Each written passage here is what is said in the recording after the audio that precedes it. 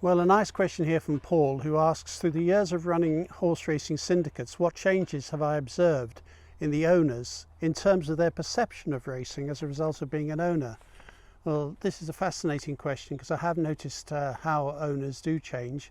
I've started one of the first racing clubs in the country about 45 years ago, nearly 50 years ago, probably, I can't remember exactly. And that was a difficult undertaking at the time because the jockey club in those days, as it were, as it was called in those days, were reluctant to accept racing clubs. It was fairly elitist, let's say, without going into any more detail than that.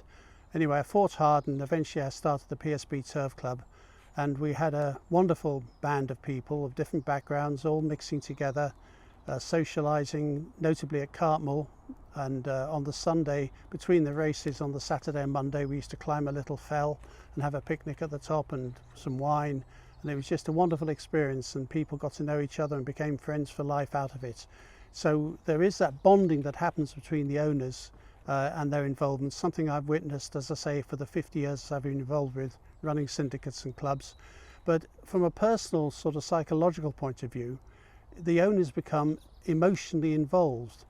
From seeing just names on a newspaper for the names of a horse, or watching it in TV, there's a distance between the person and the horse and the race. But there's a bond that builds up when you go on stable visits, you get to know the horse. Owners in particular, who started off with just a passing interest, they're interested to learn about the training of the horse, the background of the horse. I'm a great believer, for example, in giving horses plenty of time to mature. And we got one at the moment called Court Dreaming, who's in training with Nicky Richards. And my assistant Jodie and I bought him as an unbroken 3-year-old. And I said to Jodie and the staff at the time, I said, the most important with this horse is to give him time to mature. So we spent a lovely year in Nicky's paddocks, just growing and developing. And he wasn't put into training for 12 months. And I had people then approach my staff, approach Rebecca, who runs the club, and Jodie, and say, when are we going to get this horse? And I told them to tell them that the horse was going to be given the time, needed the patience, given all the time it needed to mature and grow before it had to be going to the routine of a training yard.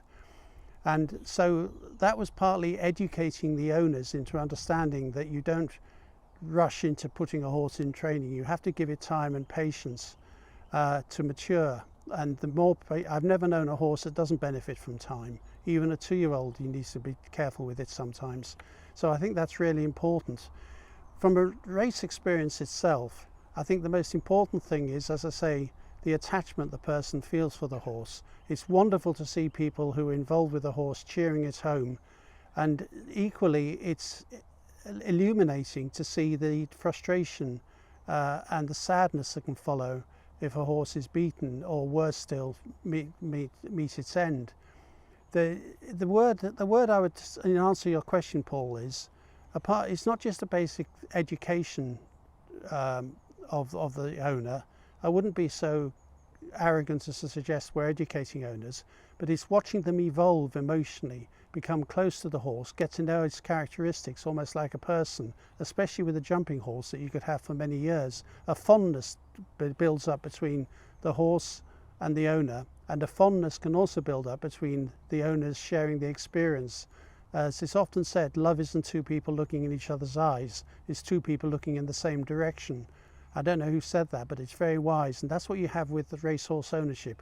You have people looking in the same direction and consequently bonding through their experience.